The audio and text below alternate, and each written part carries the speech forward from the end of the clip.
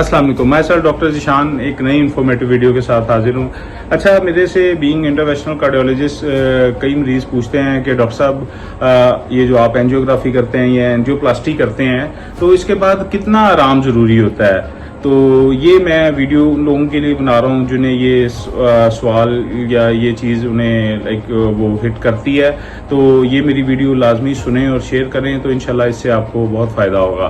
Basically angiography जो हम करते हैं, मैंने अपनी पिछली वीडियोस में आपको बताया कि एंजियोग्राफी हम करते कैसे हैं। ये यूजुअली हम टांग से या बाजू से करते हैं, और अगर एंजियोग्राफी हमने की है और वो बाजू से की है और मरीज की एंजियोग्राफी नॉर्मल आई है तो यकीन माने आधे घंटे बाद भी मरीज अपना घर भी जा सकता है और अपने काम भी कर सकता है। उसे कोई इतने रेस्ट की जरूरत नहीं। बाजू थोड़ी देर आप लाइक किए कि उसमें हमने पट्टी की होती है, उसको थोड़ी देर आपने 2-4 घंटे इस पोजीशन में रखना है ताकि उसमें से खून ना बह सके।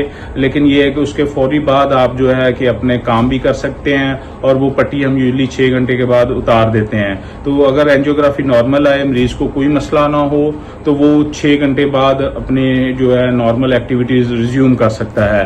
और रही बात एंजियोप्लास्टी की, जब मरीज को कोई मसला हो और उसकी एंजियोप्लास्टी हो जाए, एंजियोप्लास्टी का ये है कि मरीज को स्टेंट डल जाए दिल की शरेयान में, या हम नाली खोलें बैलून के साथ, तो इसे हम एंजियोप्लास्टी कहते हैं। तो उस केस में मरीज को कह लें कि रेस्ट की जरूरत होती है, वो भी नोयत देखते हुए कि अगर मरीज के दिल के पट्टे ठीक हैं, उसे कोई कॉम्प्लिकेशन डेवलप नहीं हुई ना एंजियोप्लास्टी की ना जो MI की, तो उस केस में भी मरीज जो है कि 48 घंटों के बाद अपनी जो एक्टिविटीज़ है वो रिज्यूम कर सकता है, और बिल्कुल 7 दिनों के बाद वो अपनी डेली एक्टिविटीज़, रूटीन की एक्टिविटीज़ है वो कर सकता है।